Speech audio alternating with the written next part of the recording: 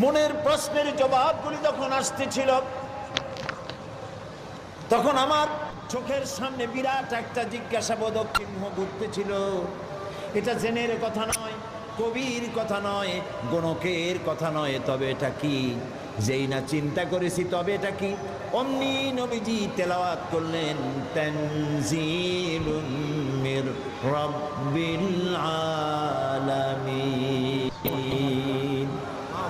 আল্লাহ রাব্বুল আলামিনের নাযিলকৃত কিতাব। হযরত ওমর বলছেন, আমার মনে হচ্ছিল ঈমান ইসলাম তার শিকড় সত্য আমার কলিজার মধ্যে ঘিরে বসতেছে। কিন্তু তখনও সময় আসে নাই হযরত ওমরের ঈমান কবুল করার।